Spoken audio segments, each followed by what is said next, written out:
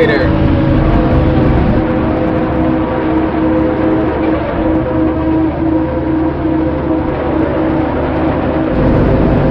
Speed limit 60, man. Oh, come on.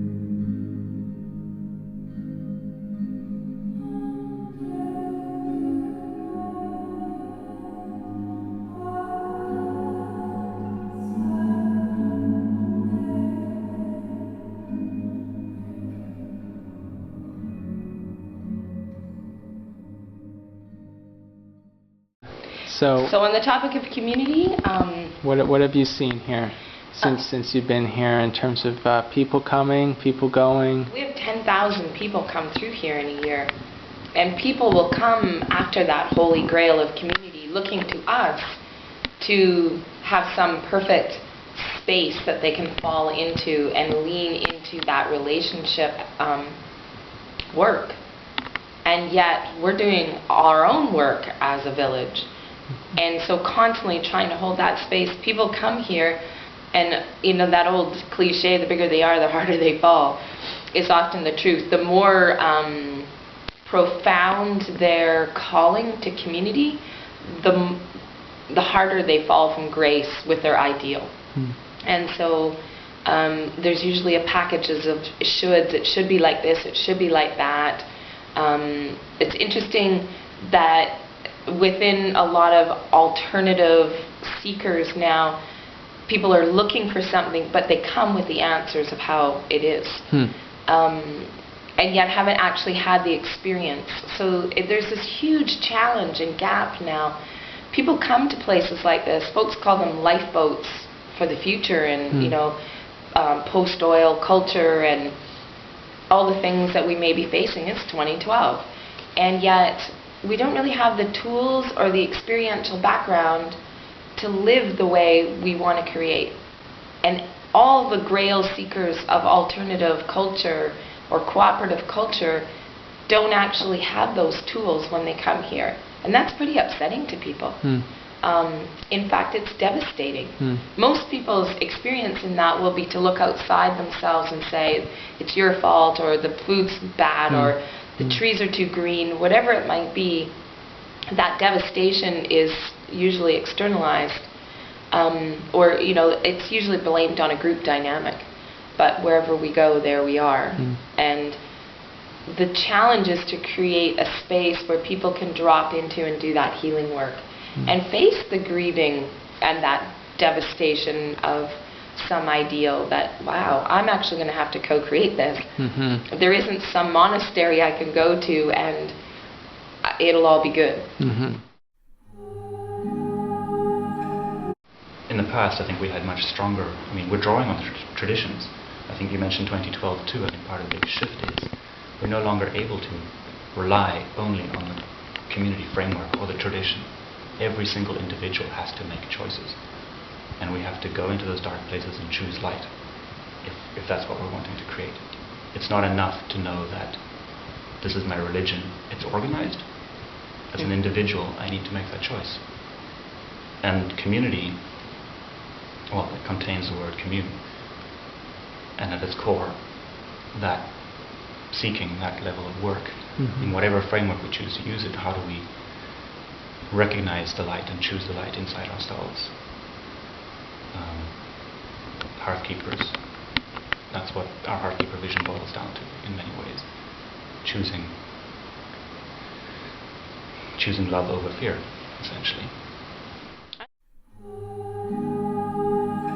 A lot of examples of people on a healing path or focalizing on something. I mean, there's, I think, a 12-step programs actually that people come to making statements that I admit that I'm powerless over this thing that I've consumed myself with, whether it's whatever substances or processes that I create in my life. I see it very similarly. It's a deconstruction of our ego to think that's almost necessary to think that we can actually overcome our cultural upbringing based on competition and consumption. How can we overcome that if we don't have anywhere to draw from inside ourselves to find an alternative? We're mostly hitting a place now where we're getting a fairly broad band of folks that know what they don't want, but we don't necessarily know what we do want, and we're certainly not sure of how to create that. And even once we, have a romance with what we're going to create, it's like any great marriage. Once you're in, suddenly you're lost for, okay, now what do we do? And there's no handrails and there's no book that's going to tell us how. So there's that kind of healing journey. And I'll tell you, in that model, if we use that as a metaphor, a heroin addict that decides to live life fully without their substance has a very hard time once they go back. And once you know, you can't not know. You can't unlearn connection. So if you fall into a place of relationship like this, and you really meet somebody on an intimate, and ourselves, on an intimate level, it's really hard to go back out into the world of, I don't care, I'm not going to relate on that level, I'm just going to, rig up with my fast car and my big job and my TV set and get my hit. But somewhere inside we each know, and it's there, that there's this other way of being that's possible in community. It's almost worse once you've tasted that. And I've seen it again and again here, and I've experienced it. Council Circle is really the place where we hold that space sacred here as part of our community work. And I've seen interns and visitors and guests land in that place of the genuine realness and beauty of open-hearted connection, with nothing to be or do, just honoring and recognizing. And it's not a place that I, and many around me I witness, am able to hold ongoingly. And the frustration and the pain and the grieving, when I'm in that place of disconnection and realizing that, no, that's not where I am, holding that space can be hard. And people who've been here landed in the most incredible, open-hearted, loving relations to place and the people here, and then shortly after left with the most bitter and challenging relationships. And I see the difficulty of integrating those two experiences because we don't have a language. Well, and on some level, this could sound out really esoteric to somebody too. And I think one of the questions that's good to answer for folks is, how how does this relate to the consensus reality?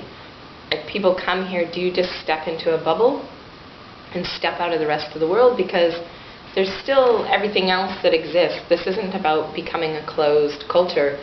It's about how to work through our own healing process so we can have a completely interactive and partnered relationship with the rest of the planet, not just become a single system.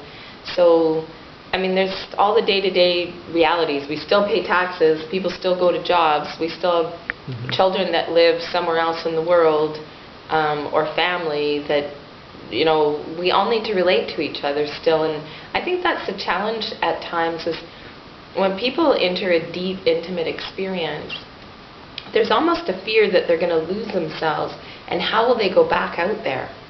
Like, how will I face my family now that I've become this new person and found these new places in myself? And just listening to this, almost in the framework I'm hearing from you, and an understanding that deep, intimate relationship is a core element of a sustainable framework.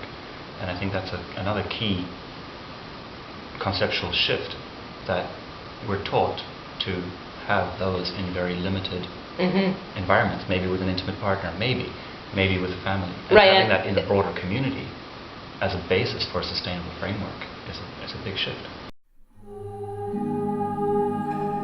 It's a lot about becoming fully human and not subdividing these parts of our selves and our spirit and our being to be present on just that level. Because I'm at work now, or I'm just with my kids, or all these different ways we have of relating, and we divide ourselves into these fractured human beings rather than being whole in our engagement with what's so.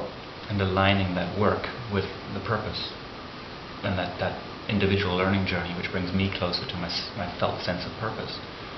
Integrating will mean aligning my work with that, or grieving the fact that I'm unable to do so right now. The hard part is to do that work myself and be present to 10,000 people coming through and all their needs, and how to do it. And I think the biggest hope, not the only hope, but one of the biggest hopes for places like our eco-village or other places that are intentionally holding containers for this kind of healing, is that there's a strong enough weave in the culture and in the people that create the container of that space. Like, there has to be really a good 10 people or more that can function on that level to hold up 10,000 people in a very sustainable way. Right now what we're creating is not sustainable.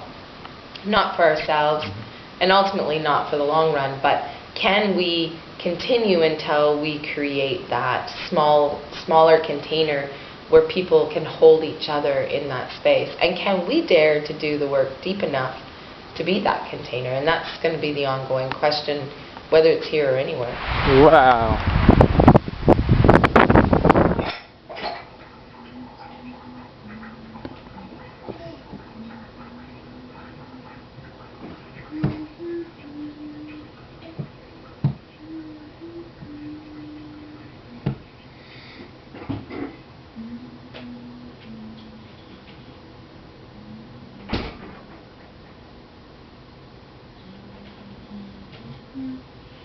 Mm.